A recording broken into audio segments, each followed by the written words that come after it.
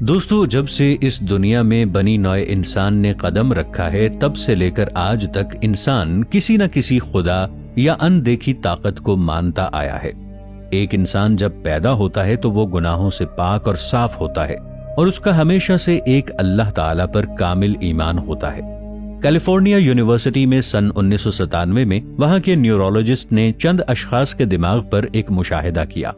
مشاہدے کے دوران انہوں نے ایک حیرت انگیز دریافت کی کہ انسان کے دماغ میں ایک ایسا حصہ بھی موجود ہے جو خالص صرف اس کے پیدا کرنے والے خالق کے لیے منتخب کیا ہوتا ہے، اور اسی بات کا ذکر قرآن مجید کی ایک سورہ اعراف میں موجود ہے، جس کا مفہوم کچھ یوں ہے: اور جب تیرے رب نے بنی آدم کی پشتوں سے ان کی اولاد کو نکالا اور ان سے ان کی جانوں پر اقرار کرایا، کیا میں تمہارا رب نہیں ہوں؟ انہوں نے کہا، ہاں ہم اقرار کرتے ہیں۔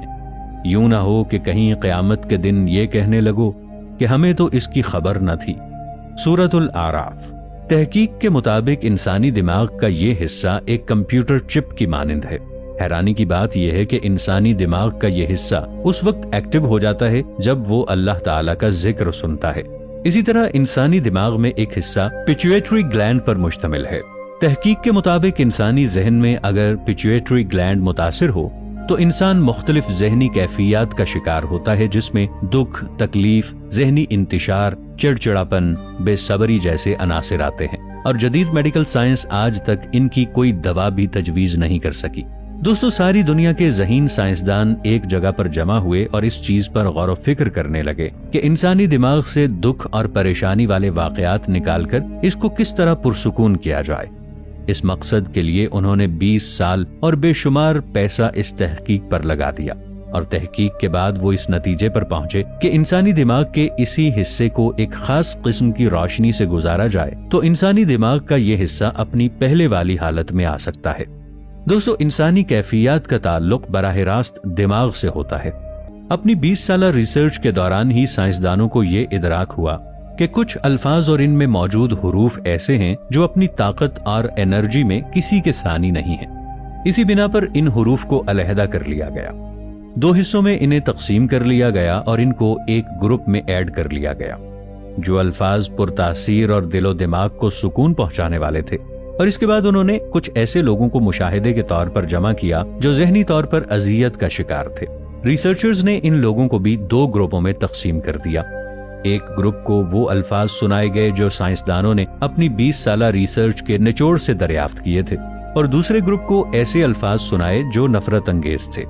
جن لوگوں نے ریسرچرز کے دریافت کردہ پرسکون الفاظ سنے، ان لوگوں کے ذہنوں میں نمایاں طور پر خوشگوار تبدیلی محسوس کی گئی، جبکہ دوسرے مریضوں کی طبیعت میں افاقہ نہ ہوا۔ ایک مسلمان ماہر ماورائے نفسیات کے ڈاکٹر نے جب ان الفاظ کو سنا اور وہ حیران رہ گیا۔ اس مسلمان ڈاکٹر نے جب ان الفاظ کو ترتیب دیا تو وہ الفاظ درود شریف کے الفاظ بنے۔ دوستو، اگر ہم درود شریف کے ان الفاظ پر غور کریں تو بہت سے راز ابھر کر سامنے آتے ہیں۔ اگر ایک تسبیح صبح اور ایک تسبیح شام کو درود شریف کی پڑھ لی جائے تو وہ انسان دین اور دنیا کی نعمتیں حاصل کر لے گا۔ بعض اوقات انسان کی کچھ ایسی غلطیاں اور کوتاہیاں ہوتی ہیں جن کی وجہ سے ان کی عبادتیں ان کے منہ پر مار دی جاتی ہیں۔ جیسے ایک بزرگ تھے، وہ اپنی ہر نماز اور عبادت کے بعد اپنے منہ پر ہاتھ رکھ لیتے تھے۔ لوگوں نے عرض کیا کہ آپ ہر نماز اور عبادت کے بعد اپنا چہرہ ڈھانپ کیوں دیتے ہیں؟ تو وہ عرض کرنے لگے کہ مجھے ڈر ہے کہیں اللہ میری عبادات میرے منہ پر نہ دے مارے۔ مگر دوستو، اللہ تعالیٰ کا ارشاد ہے کہ اگر کوئی میرا بندہ درود شریف کو دکھاوے ریاکاری کے لیے بھی پڑھے گا تو میں اس کا درود پاک قبول کروں گا۔ ہر عبادت کے لیے مخلص ہونا شرط ہے، مگر درود شریف ایسی عبادت ہے اگر اسے دکھاوے کے لیے بھی پڑھا جائے تو اللہ تعالیٰ کو پھر بھی قبول ہے۔ سعودی عرب کے ایک بہت بڑے پروفیسر اور خطیب شیخ صالح المقامسی اپنا واقعہ بیان کرتے ہوئے کہتے ہیں کہ میری اوپن ہارٹ سرجری ہوئی۔ جب مجھے ہوش آیا تو ڈاکٹروں نے مجھے مبارکباد دی اور کہا کہ آپ کی سرجری کامیاب ہو چکی ہے۔ میں نے کہا شکر الحمدللہ۔ پر کچھ ہی دیر بعد ایک ڈاکٹر آیا اور اس کے چہرے کا رنگ ایک دم مڑ گیا۔ وہ جلدی سے گیا اور ایک دوسرے ڈاکٹر کو بلا لایا۔ دیکھتے ہی دیکھتے میرے کمرے میں تقریباً 14 ڈاکٹر جمع ہو گئے اور سب کے چہرے کی رنگت اڑی ہوئی تھی۔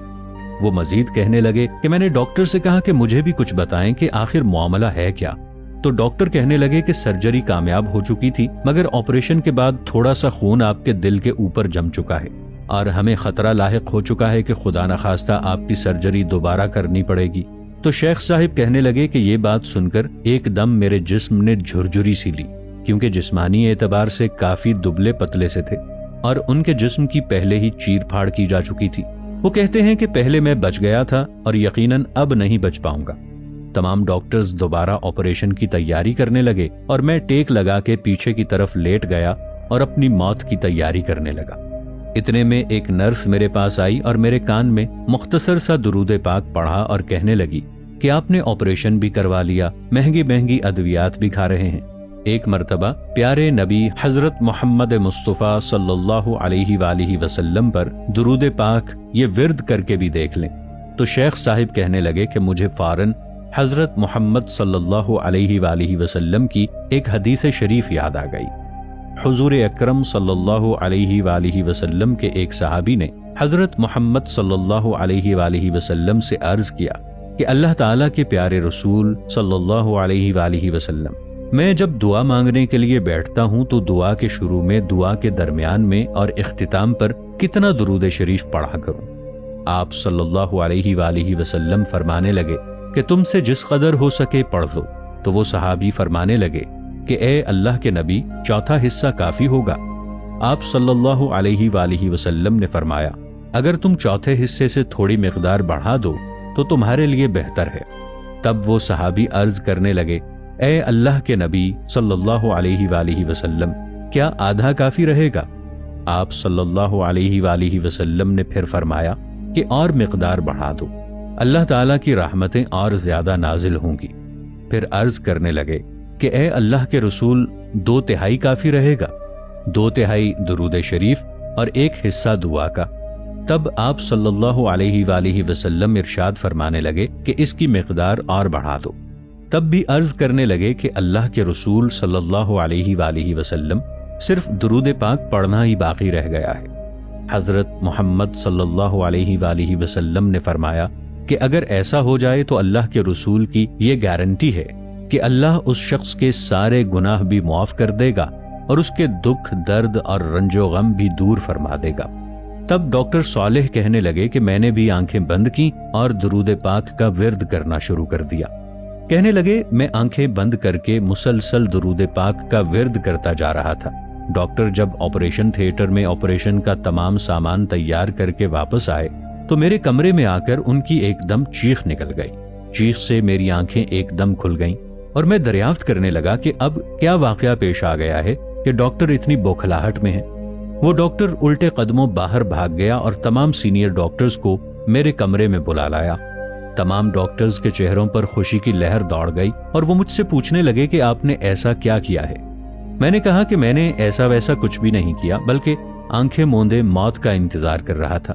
तब डॉक्टर ये कहने लगे कि दिल के ऊपर जितना खून जमा हुआ था वो एकदम साफ हो गया है। आखिर आपने ऐसा क्या किया है? तब वो कहने लगे कि मैंने दुरूद पाक का विर्द किया था। सुबहान अल्लाह।